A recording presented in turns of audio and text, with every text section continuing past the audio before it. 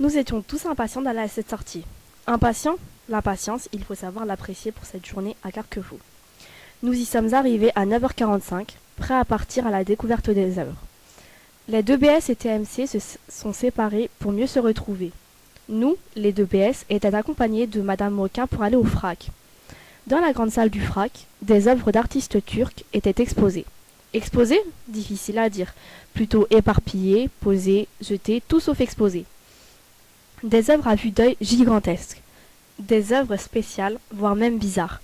C'est l'art contemporain, je peux même vous dire l'art des Hazavouzo.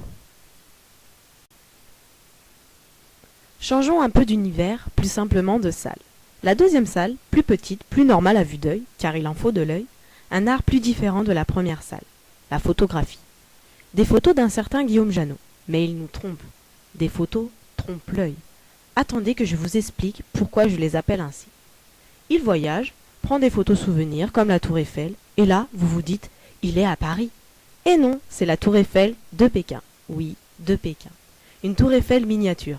Et voilà, on est trompé. Amusant, non? Après avoir changé de salle, changeons d'endroit. Allons au RIDEP, qui était au départ la seule destination de notre sortie. Au RIDEP, les dessins qui furent faits par nos soins y étaient exposés. Mais ce n'étaient pas les seuls. Plein de dessins classés par niveau de scolarité, des CE1 au terminal, avec tous un thème précis, la planète en danger. Alors pourquoi les classer? Nos dessins relevaient un niveau quand même assez bas. Alors en faisant un peu le tour des lieux, nous entrons dans une salle pleine de dessinateurs du monde entier. Ils représentaient tous un pays. C'était un beau mélange de cultures, de langues, de dessins. L'Iran, l'Arabie Saoudite, l'Australie et plein d'autres étaient en France, à Carquefou, au RIDEP. C'est fou, non?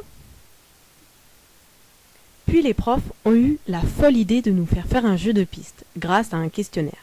Bien sûr, ils ont oublié que pour nous c'était trop facile. Et oui, on a réussi haut la main ce questionnaire.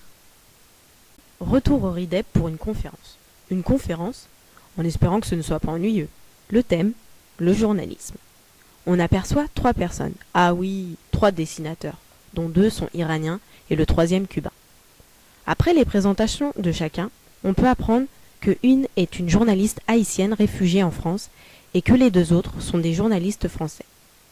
L'essentiel de la conférence, qui au désespoir était ennuyeuse, est que ces journalistes étaient fous amoureux de leur métier, qui pouvait être dangereux, et que dans certains pays, il est difficile de s'exprimer comme on veut.